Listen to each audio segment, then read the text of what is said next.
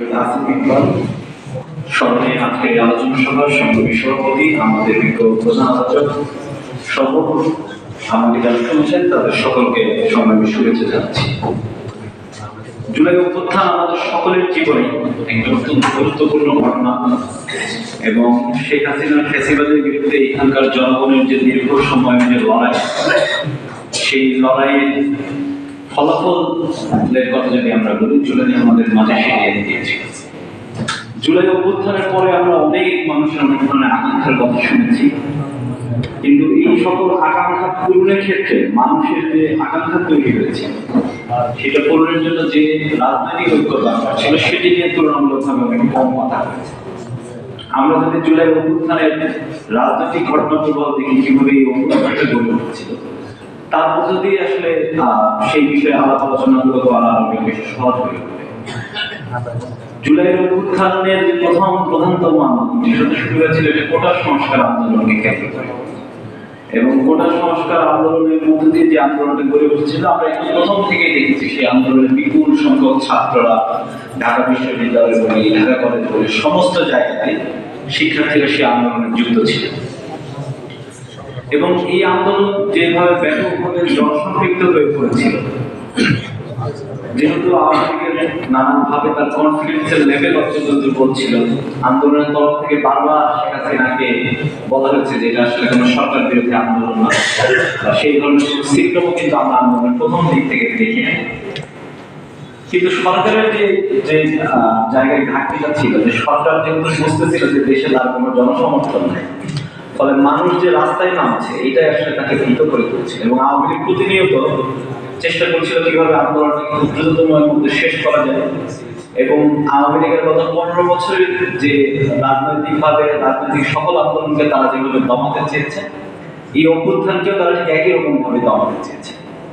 এবং এই অভ্যুত্থানটা কার্যত একটা রাজনৈতিক অভ্যুত্থান হওয়ার যে ধরনের রাজনৈতিক শর্তগুলো লাগে, একটা অভ্যুত্থান হওয়ার জন্য এখানে এই আন্দোলনে আমরা বারবার বলছি যে সকল শ্রেণী পেশার মানুষের এসে যুক্ত হয়েছেন। কেন যুক্ত হয়েছেন?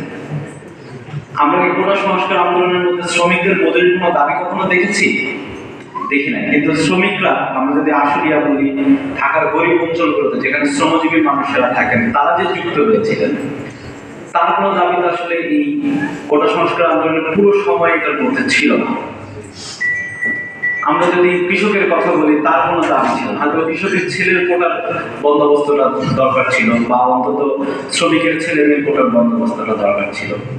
কিন্তু একটা বিষয় খুব গুরুত্বপূর্ণ, বিগত 15 বছরের যে ফ্যাসিবাদী শাসন, সেই ফ্যাসিবাদী শাসনে বাংলাদেশের সমস্ত শ্রেণী পেশার মানুষের সিদ্ধান্ত উপনীত হয়েছিল যে তার কোনো ধরনের স্বার্থগত জায়গা এই রাষ্ট্র কোনোভাবেই পূরণ করতে পারবে না। কারণ এখানকার যে ফ্যাসিবাদী শাসন ব্যবস্থা, এখানে যে একটা ইজারা তন্ত্র, যে ইজারা নিয়েছেন শেখ হাসিনা, সেটা আসলে তারা তৈরি করেছেন।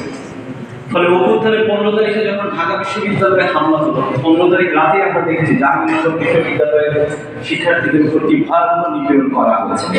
এবং অভ্যুত্থানের পুরো সময় কিংবা অভ্যুত্থানের পরেও আমরা যে রাতে ঘুমাতে পারছিলাম না, দীর্ঘ সময় ধরে আমরা অনেকে রাতে ঘুমাতে পারিনি, সেটা তো শুরু হয়েছিল 15 তারিখ থেকে।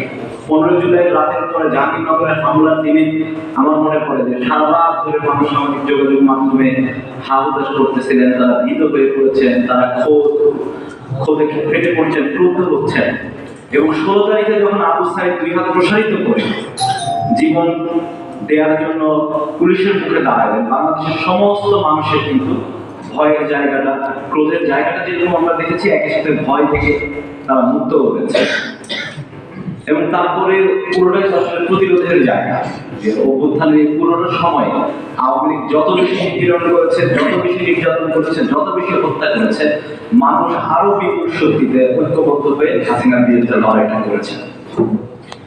এবং হাসিনার বিরুদ্ধে এই লড়াই, আমরা যদি বলি যে এই অভ্যুত্থানের যে রাজনৈতিক লক্ষ্য, সেই রাজনৈতিক লক্ষ্য কিন্তু 3 তারিখের আগ পর্যন্ত, এখানে অন্য আলোচক বলেছেন যে এই আন্দোলনে 17-18 তারিখ থেকে মানুষ শেখ হাসিনার পতনের জন্য প্রস্তুত হয়ে গেছে। আমরা দেখেছি যে রাজনৈতিক অঙ্গনে বলি, সাধারণ মানুষেরা তারা বলে 17 তারিখ থেকে বলা, 18 তারিখে সম্ভবত আওয়ামী লীগ প্রথম আলোচনার জন্য আহ্বান করে, 20 তারিখে সম্ভবত একটা বৈঠক হয়েছিল।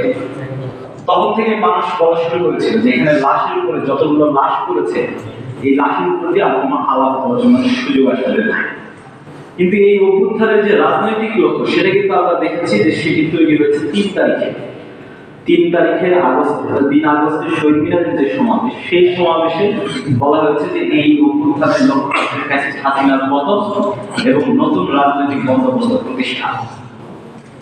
একটা বিষয়, ফ্যাসিবাদ বিরোধীদের দীর্ঘ আন্দোলনের মধ্য দিয়ে আমাদের সকলের মধ্যে, এমনকি বাংলাদেশের জনগণের মধ্যেও এটা একভাবে বিশ্বাসযোগ্য হয়ে উঠেছিল যে আমাদের যা রাষ্ট্র কাঠামো, সেই রাষ্ট্র কাঠামোকে অক্ষুণ্ণ রেখে এখানে ক্ষমতার যে কেন্দ্র, প্রধানমন্ত্রী কেন্দ্রিক যে সকল ক্ষমতা, সেটিকে অক্ষুণ্ণ রেখে এখানে জনগণের স্বার্থকে আর প্রতিনিধিত্ব করা সম্ভব না।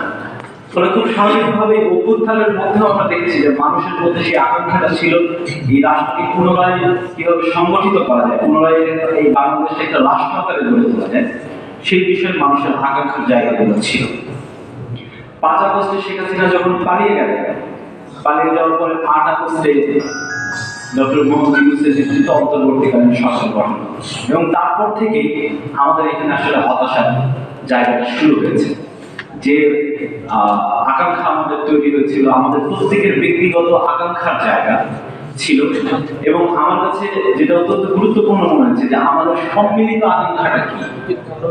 আমরা তো সকলে, আমাদের কেউ এটাকে বিপ্লব বলে মনে করছেন, তার একটা বিপ্লবী আকাঙ্ক্ষা তৈরি হচ্ছে, কারো কাছে রাজনৈতিক ভাবে মনে হচ্ছে যে আমরা এই রাজনৈতিক সংস্কারের মধ্যে এটাকে সীমাবদ্ধ রাখবো। এই যে এক একজনের এক এক রকম আকাঙ্ক্ষার জায়গা, আমরা যদি সকলের একটা সম্মিলিত আকাঙ্ক্ষা তৈরি করতে পারতাম, তাহলে আমরা কিছু এগিয়ে যেতে পারতাম।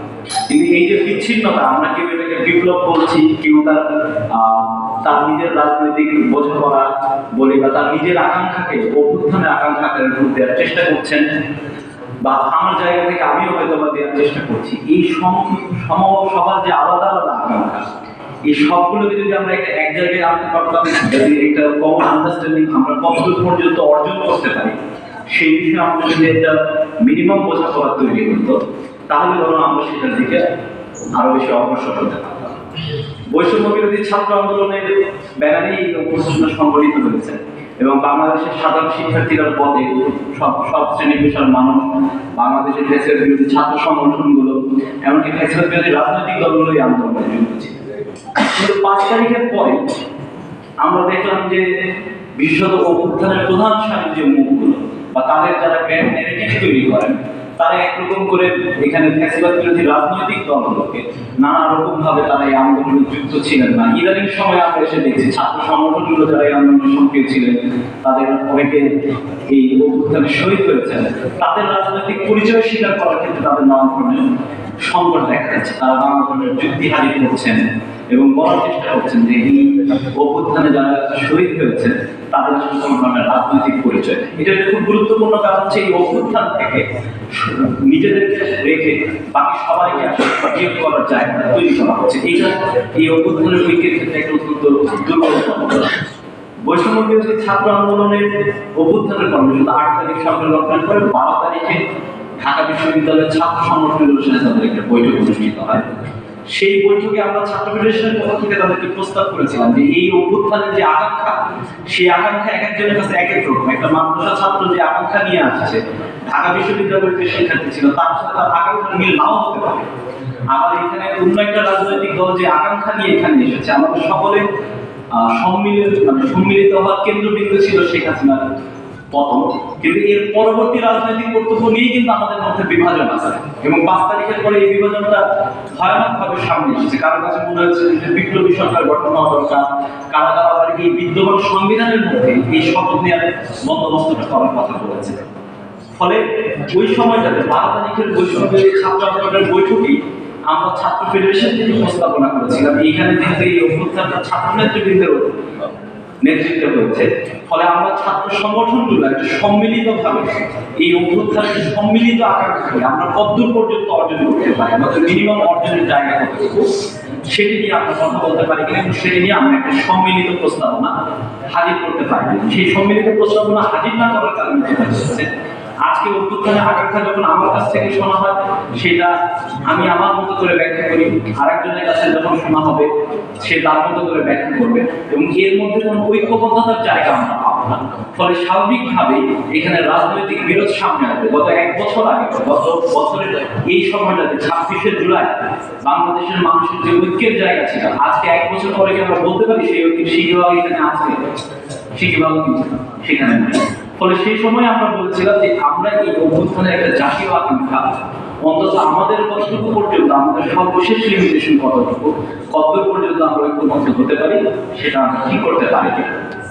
এইখানে যারা সকল ফ্যাসিস্ট বিরোধী পক্ষকে দূরে ঠেলে বরং অভ্যুত্থানের কর্তা হয়ে উঠতে চেয়েছেন, তারা বরং এইটার দিকে মনোযোগী ছিল না। কারণ সকলে মিলে যদি একটা সম্মিলিত জায়গা তৈরি করা হয়, তাহলে অভ্যুত্থানের কর্তা তাদের যে রাজনীতি বয়ান, তাদের যে রাজনৈতিক আকাঙ্ক্ষা, সেটি তারা পুরো জনগোষ্ঠীর উপর চাপিয়ে দিতে পারেন না।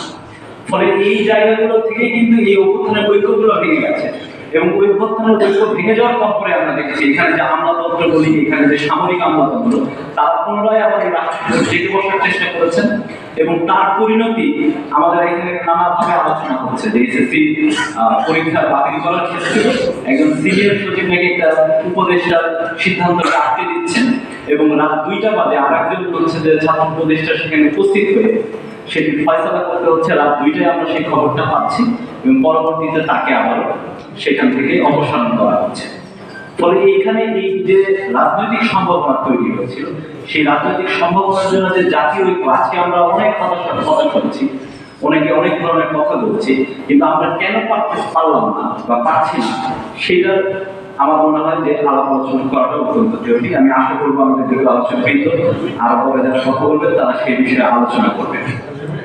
আরেকটা বিষয় আমি খুব সংক্ষেপে শেষ করি, এরপরে বাকি কথা বলবো। সাম্প্রতিক সময়ে আমরা দেখেছি অভ্যুত্থানের পরে জাতীয় ঐক্যের ক্ষেত্রে আরেকটা খুব গুরুত্বপূর্ণ সমস্যা সংকট আকারে সামনে এসেছে। এই অভ্যুত্থানের যে সরকার গঠন হয়েছিল, মানে ডক্টর ইউনূসের নেতৃত্বে যে সরকার গঠন হয়েছিল, সেই সরকারকে রাজনৈতিক দল আকারে সকলে সমর্থন জানিয়েছেন, এবং এর আগে অনেকে বলেছেন যে এই পরিমাণ সমর্থন নিয়ে এর আগে কোনো সরকার ক্ষমতায় এসেছে না। কিন্তু এই সরকার ক্ষমতায় আসার পরে এইখানে ঐক্যের একটা মিনিমাম জায়গা, একটা ঐক্যের মিনিমাম জায়গা হচ্ছে সে সকলের প্রতি সমান আচরণ করবে। আমরা দেখছি অন্তর্বর্তীকালীন সরকার সকল রাজনৈতিক পক্ষের সাথে তারা কিন্তু সমান আচরণ করেন না। এমনকি অভ্যুত্থানের পরে ছাত্র নেতৃত্বরা অভ্যুত্থানের যত গুরুত্বপূর্ণ স্টেক হোল্ডার হয়ে উঠেছেন, শ্রমিকরা কিন্তু হয়ে ওঠেন না, শ্রমজীবী মানুষেরা কিন্তু হয়ে ওঠেন না। এটা ঠিক, তারা রাজনৈতিকভাবে যেহেতু সংগঠিত না, তার কারণেই তারা করতে পারে না। কিন্তু এরপরেও তাদের হিস্সা নিয়ে কতখানি আলাপ আমরা আমাদের সমাজে জারি রাখতে পেরেছি। আজকে গার্মেন্টস শ্রমিকরা আশুলিয়ায় যে প্রতিরোধ করে উঠছিল, গার্মেন্টস শ্রমিকরা তার সম্মুখভাগে ছিল। গার্মেন্টস শ্রমিকের জীবন নিয়ে আমরা কথা বলেছি, গার্মেন্টস শ্রমিকের যে শিশু তার শিক্ষা নিয়ে আমরা কথা বলেছি, আমরা বলি। এবং এইখানে যে নতুন রাজনৈতিক বন্দোবস্তের কথা বলা হচ্ছে, সেই নতুন রাজনৈতিক বন্দোবস্তের ক্ষেত্রে আমরা দেখছি যে নতুন রাজনৈতিক বন্দোবস্ত বলতে শুধুমাত্র কিছু ক্ষমতার কাছে না, যে একজন ব্যক্তি 2বার বেশি প্রধানমন্ত্রী হইতে পারবেন না, তার ক্ষমতা কমায় দেওয়া হবে, আরো নানা কিছু করা হবে। এই সকল কিছু কইরা মানে আমরা বাংলাদেশে যদি ফেব্রুয়ারি 12 তারিখের নির্বাচনের আলোচনা অলরেডি শুরু হয়েছে। কারণ বাংলাদেশের একটা রাজনৈতিক দল যদি ক্ষমতায় আসে, সেখানে যদি উনি প্রাইম মিনিস্টার নাও হইতে পারেন, ধরলাম আমি দলীয় প্রধান থেকে কেউ প্রাইম মিনিস্টার হইতে পারে না, তারপরেও তিনি যে প্রাইম মিনিস্টারকে ক্ষমতায় বসাচ্ছে, এই ক্ষমতার তো কোনো পরিবর্তন হবে না। ফলে সংকটের গোড়ায় কিন্তু আমরা কেউ হাত দিচ্ছি না। আবার একই সাথে একটা নতুন রাজনৈতিক বন্দোবস্ত, শুধুমাত্র রাজনৈতিক বন্দোবস্ত, একটা রাজনৈতিক ব্যবস্থার মধ্যে একটা অর্থনৈতিক ব্যবস্থা আছে, আবার একই সাথে একটা সাংস্কৃতিক ব্যবস্থা আছে। ফলে আমরা যদি এই বন্দোবস্তের কথা বলি, তাহলে আমাদেরকে এই বিষয়গুলো নিয়ে ভাবতে হবে। আমি আজকের এই আলোচনায় আমাকে আমন্ত্রণ জানানোর জন্য ধন্যবাদ জানাই, এবং জুলাই অভ্যুত্থানে আবু সাইদ, শাকিব, মুগ্ধ এবং আসিফ ইকবাল সহ যারা শহীদ হয়েছেন তাদের সকলের প্রতি শ্রদ্ধা জানাই। এবং আমরা প্রত্যাশা করবো বাংলাদেশের প্রত্যেকটা মানুষ তারা জুলাইয়ের যে অভ্যুত্থান, সেই অভ্যুত্থানের যে আকাঙ্ক্ষার জায়গা, তার ব্যক্তিগত আকাঙ্ক্ষার জায়গা পূরণের জন্য তারা সক্রিয় থাকবেন, কথা বলবেন, এবং বাংলাদেশের সামনে আর কেউ কখনো যেন শেখ হাসিনা হয়ে ওঠার স্বপ্ন দেখতে না পারে, সেই জন্য তারা রাস্তায় থাকবেন, সেই জন্য কথা বলতে থাকবেন। আপনাদের সকলকে